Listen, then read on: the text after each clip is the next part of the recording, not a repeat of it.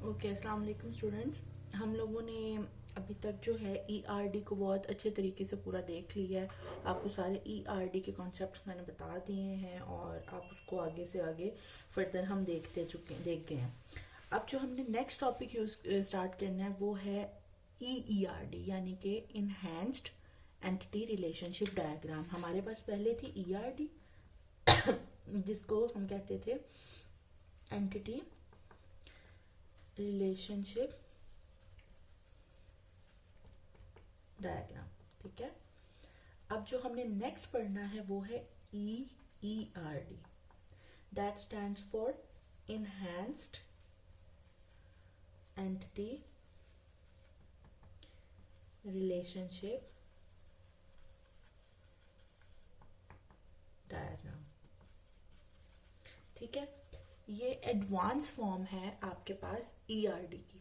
इसका basic concept ना जो आप लोग ऊप में देख चुके हो वो ये है। मसलन ऊप से मैं उसको लिंक नहीं कर रही, मैं आपको बताना ये चाह रही हूँ। ईआरडी में हम क्या करते हैं, हम बेसिकली जो हमारे पास इनहेरिटेंस पॉलीमॉर्फिज्म वगैरह वाले कॉन्सेप्ट्स हैं ना, वो हम डीबी में कैसे इम्प्लीमेंट कर सकते हैं, ये चीज़ हम देखते हैं थ्रू ईईआरडी। अच्छा, ईईआरडी समझने के लिए ना हमारे पास सबसे पहले जो कॉन्सेप्ट है ना वो दो हैं। एक हमारे पास है सुपर टाइप। ठीक है, दूसरा जो हमारे पास कॉन्सेप्ट है वो है सब टाइप। क्लियर? अब सुपर टाइप क्या है और सब टाइप क्या है, ये चीज आपने बहुत अच्छे तरीके से क्लियर कर लेनी है। मैं आपको एक एग्जांपल दे रही हूँ। मैं कहती हूँ मेरे पास स्टूडेंट है, ये मैं एंटिटी नहीं बना रही, मैं वैसे ही आपको एग्जांपल देने लगी हूँ। स्टूडेंट है, एक मेरे पास एमएस का स्टूडेंट है, एक मेरे पास बीएस का स्टूडेंट है और एक मेरे पास पीएचडी का स्टूडेंट है। ठीक है, मैं कहती हूँ ये मेरे पास तीन टाइप्स ऑफ स्टूडेंट है, थ्री टाइप्स ऑफ स्टूडेंट्स है मेरे पास। अब ये जो है स्टूडेंट, ये मेरे पास आएगा सब टाइप। ओ सॉरी सॉरी सॉरी सॉरी, मैं उल्टा लिख रही हूँ। ये मेरे पास आएगा सुपर टाइप। ठीक है, सुपर टाइप में होता क्या है, ये एक्ट करता है एज अ पेरेंट, एक बात। दूसरी बात, सुपर टाइप में हमेशा वो वाले एट्रीब्यूट्स आते हैं जो कि जेनेरिक होते हैं बाकी की सब टाइप्स से। मसलन अगर एक एमएस का स्टूडेंट है, रोल नंबर उसका भी होगा, नाम उसका भी होगा, फोन नंबर उसका होगा, एड्रेस उसका होगा। ठीक है, ये सारी वो चीजें हैं जो एमएस के स्टूडेंट की मस्ट होंगी। लेकिन अगर आप बीएस के स्टूडेंट को भी देखो तो उसका भी रोल नंबर भी होगा, उसका नाम भी होगा, एड्रेस भी होगा, फोन नंबर भी होगा, सीएनआईसी वगैरह ये भी होगा। इसी तरह से पीएचडी के स्टूडेंट को भी देखो तो उसका रोल नंबर, उसका नाम, उसका सीएनआईसी, फोन नंबर, एड्रेस, ये सारे वो कॉमन एट्रीब्यूट्स हैं जो कि इन तीनों टाइप्स में होंगे। तो हम क्या करते हैं, इस तरह की एक जेनेरिक पेरेंट सुपर टाइप बनाते हैं जिसमें बेसिकली वो सारे एट्रीब्यूट्स जो कि कॉमन होते हैं उनको हम इकट्ठा कर देते हैं और इस चीज को हम कहते हैं सुपर टाइप। ठीक है, अब सब टाइप का कॉन्सेप्ट। सब टाइप बेसिकली आगे फर्दर डिवीजनिंग है जो कि ज्यादा स्पेसिफाइड हो जाती है। ठीक है, स्पेसिफाइड का क्या मतलब है, सब टाइप लिखना चाहिए।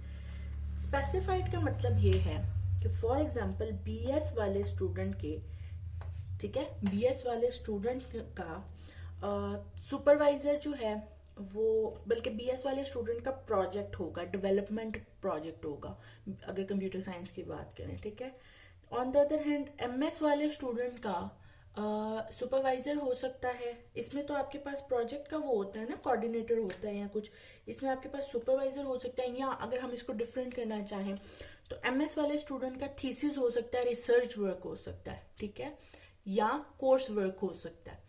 लेकिन ऑन द अदर हैंड अगर हम पीएचडी वाले स्टूडेंट को देखें तो इसका सिर्फ और सिर्फ थीसिस ही हो सकता है। फिर मे भी इसमें सिर्फ रिसर्च वर्क हो, थ्योरेटिकल वर्क हम स्पेसिफाई, हम अपनी मर्जी से स्पेसिफाई कर रहे हैं ना, तो हम अपनी मर्जी से कह रहे हैं इसमें सिर्फ थ्योरेटिकल वर्क हो। यहाँ पे आपने मस्ट डेवलपमेंट करनी है थ्योरेटिकल वर्क के साथ साथ, और इसमें आपने सिर्फ और सिर्फ डेवलपमेंट करनी हो। मसलन डिफरेंस है ना बीएस और एमएस का या पीएचडी का, तो जो चीज डिफरेंस क्रिएट करती है वो वाले एट्रीब्यूट्स हम लोग नीचे सब टाइप्स में ले आते हैं। इसी तरह मैं एक और जो है एग्जाम्पल बनाती हूँ यहाँ पे कि फॉर एग्जाम्पल मैं कह देती हूँ मेरे पास है जी एम्प्लॉय, ठीक हो गया, और मैं कहती हूँ मेरे पास परमानेंट एम्प्लॉय है एक, मैंने स्पेलिंग्स थोड़े से ऊपर नीचे हो रहे हैं, एक मैं कहती हूँ मेरे पास जो है डेली वेजर है, यानी कि जितने वो लेक्चर्स या विजिटिंग कह लें, विजिटिंग, मैं टीचर्स की बात कर लेती हूँ, विजिटिंग फैकल्टी हो गई है, ठीक है। और एक मैं कह देती हूँ कंसल्टेंट है मेरे पास। कंसल्टेंट बेसिकली वो होता है कि जब उसकी सिर्फ ज़रूरत पड़ती है ना, सिर्फ उस टाइम पे उसको कॉल करते हैं, वैसे वो हायर्ड नहीं होता, और जब उसकी कंसल्टेंसी ले लेते हैं तो बस उसको उसकी पेमेंट दे देते हैं। विजिटिंग टीचर में क्या होता है, विजिटिंग टीचर आपको आपके पर लेक्चर के अकॉर्डिंग उसको आप पेमेंट कर देते हो, और परमानेंट आपके पास जो टीचर होता है वो क्या करता है, वो मंथली बेसिस पे उसको सैलरी मिलती है। अब फॉर एग्जाम्पल अगर मैं एम्प्लॉय की बात करूँ तो वही बात, एम्प्लॉय का अपना नंबर, CNIC, उसका एड्रेस, उसकी हायरिंग डेट एट्सेट्रा, ये हर एम्प्लॉय की होगी, चाहे वो परमानेंट हो, चाहे वो विजिटिंग हो, चाहे वो कंसल्टिंग। एम्प्लॉय आईडी भी होगी, उसका एड्रेस भी होगा, उसका वो हो गई, उसकी हायरिंग डेट भी होगी, उसका CNIC भी होगा, ये सब कुछ होगा इन तीनों में, ऐसे ही है। तो जितनी चीज़ें इन तीनों में पाई जाती हैं वो हम उठा के एम्प्लॉय के एक जेनेरिक फॉर्म में रख देते हैं, और इसको हम कह देते हैं कि भाई ये हमारे पास जो है ना वो सुपर टाइप है, ठीक है। और ये जो है हमारे पास तीनों, ये हमारे पास क्या है, सब टाइप। अब अगर मैं इनमें डिफरेंस देखूं, डिफरेंस क्या हो सकता है, अगर मैं परमानेंट वाले को देखूं तो एक तो ये होगा कि उसकी परमानेंट सैलरी कितनी है, उसकी डेजिग्नेशन क्या है। विजिटिंग वाले को देखूं तो विजिटिंग या आर्ली वेज देखूं या पर लेक्चर उसका रेट देखूं तो उसका ये एक डिफरेंस है। मसलन मैं यहाँ पे अगर इसका एट्रीब्यूट बनाऊं तो मैं क्या कहूंगी, मैं कहूंगी सैलरी, टोटल सैलरी, ठीक है। यहाँ मैं बनाऊं तो मैं क्या बनाऊंगी, रेट पर लेक्चर, ठीक है। और अगर मैं इसकी बनाऊं, इसकी, तो फिर मैं क्या लिखूंगी, कॉन्ट्रैक्ट या बिलिंग रेट, यानी कि कितना बिल वो कर रहा है एक विजिट पे, तो इसको मैं कह दूंगी कि ये इसका कंसल्टेंट का जो है वो बिलिंग रेट है। तो बेसिकली जितनी चीजें हैं, जितने एट्रीब्यूट्स आपके पास कॉमन होते हैं वो आप ऊपर सुपर टाइप में रखते हो, और वो स्पेसिफिक चीजें जो कि आपके सब टाइप को अलग करती हैं बाकी के, मसलन अगर जो परमानेंट है वो विजिटिंग नहीं हो सकता, जो विजिटिंग है वो परमानेंट नहीं है अभी, फॉर एग्जाम्पल अभी इस केस में। तो मेरा ये कहने का मतलब है कि क्योंकि इनकी ये वाले एट्रीब्यूट्स डिफरेंट हैं तो आप इन स्पेसिफिक एट्रीब्यूट्स को नीचे सब टाइप में लिख दोगे, और जितने कॉमन होंगे वो आप ऊपर क्या कर दोगे, सुपर टाइप में उसको डिफाइन कर दोगे, ठीक है।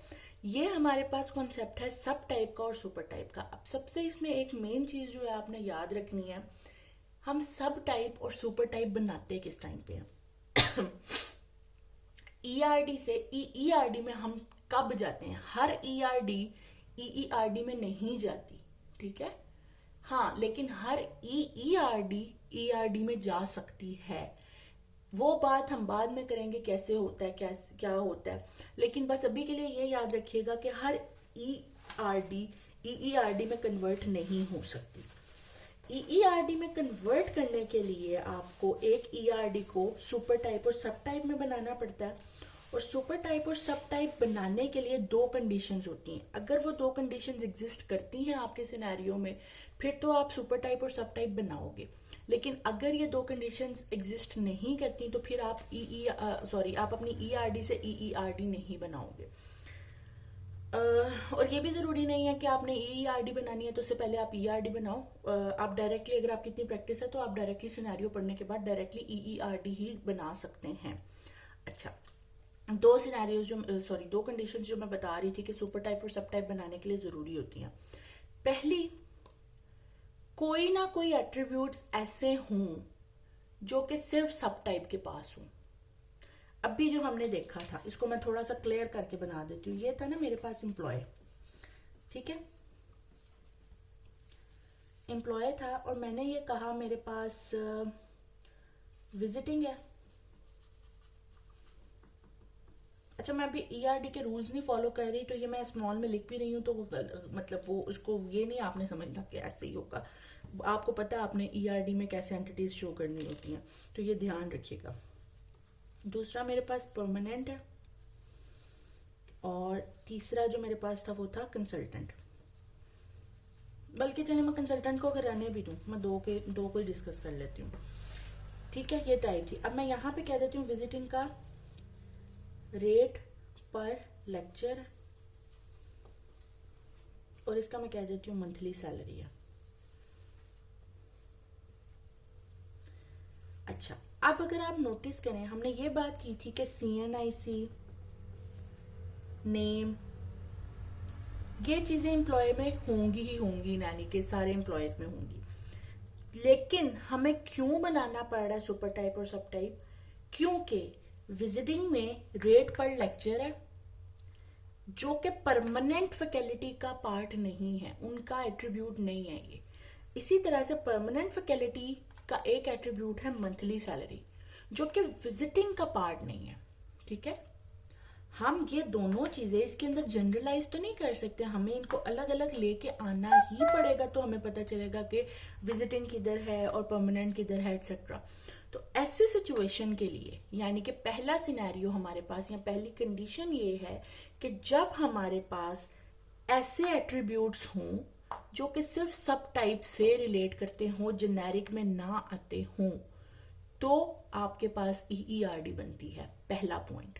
ठीक है, दूसरी कंडीशन, तो ये हमेशा याद रखना है, अगर ये इन दो कंडीशंस में से जो भी मिल जाए, जोन से भी मिल जाए, लेकिन इन दो में से कोई ना कोई एक होनी या दोनों होनी जरूरी है EERD बनने के लिए। अगर ये दो कंडीशंस नहीं है तो आप दोनों में से कोई भी नहीं है या दोनों ही नहीं है, तो फिर आपकी EERD नहीं बनती सिनेरियो की, ये याद रखिएगा।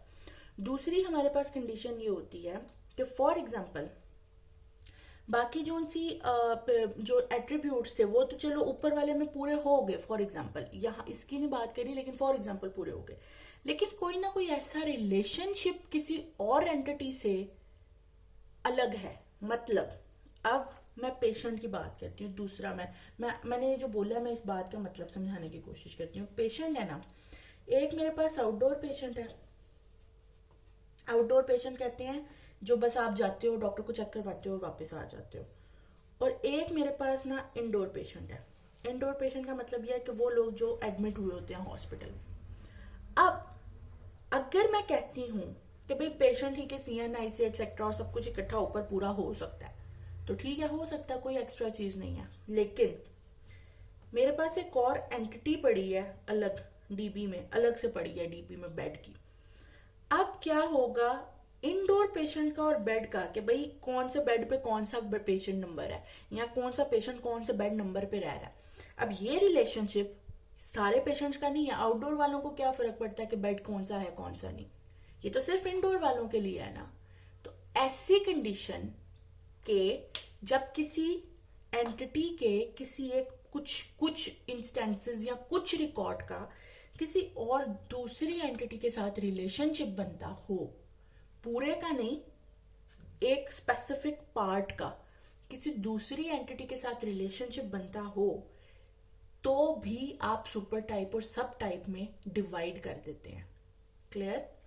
दो कंडीशंस मैंने आपको अच्छा, EERD बनाने के लिए दो चीजें आपको पता होनी चाहिए, एक सुपर टाइप, एक सब टाइप। सुपर टाइप का मैंने आपको कॉन्सेप्ट ये बताया है कि सारे जेनेरिक जितने भी एट्रीब्यूट्स होते हैं आप एक ऊपर एंटिटी में हेडर में डाल देते हो, पेरेंट में डाल देते हो, और उससे फिर आगे कुछ सब टाइप्स होती हैं। जितने भी जेनेरिक उसके एट्रीब्यूट्स होते हैं वो पेरेंट में चले जाते हैं, उसको हम सुपर टाइप कहते हैं। सब टाइप हम कहते हैं उन एंटिटीज को जिसमें आपके पास कोई ना कोई या तो उसमें कोई ना कोई अपना एट्रीब्यूट आ रहा हो अलग से, एक कंडीशन, या फिर पूरे के पूरा जो सिनेरियो है उसमें आपके पास जो चाइल्ड होता है, मतलब चाइल्ड कह लो, या एक एंटिटी के कुछ रिकॉर्ड्स का किसी दूसरी एंटिटी के साथ कोई रिलेशन बन रहा हो। मसलन मैं अगर इंडोर और आउटडोर पेशेंट खत्म कर दूं तो मुझे पेशेंट को डायरेक्टली बेड से लिंक करना पड़ेगा, और इस बात का मतलब क्या हो जाता है, चाहे आउटडोर है चाहे इंडोर है, दोनों पेशेंट्स का बेड के साथ रिलेशन है। जबकि ऐसा नहीं है, हमें ये दिखाना होता है कि भाई आउटडोर पेशेंट को तो बेड चाहिए ही नहीं। तो ऐसी सिचुएशन जब हमारे पास एक अलग से दूसरी एंटिटी के साथ रिलेशनशिप बन रहा हो तो भी ये दूसरी कंडीशन है जब हम एक ईईआरडी बना सकते हैं। तो ये तो कंडीशन, एक तो ये तो पता चल गया ईईआरडी बननी कैसे है। दूसरी चीज ये हमें ये पता चल गया कि कौन सी कंडीशन है जिसमें ईईआरडी बननी है। ठीक है, अब इसके बाद जो नेक्स्ट चीज होती है वो होते हैं रूल्स जो हमने ईईआरडी को बनाने के लिए फॉलो करने होते हैं। अब हम नेक्स्ट उनको डिस्कस करते हैं।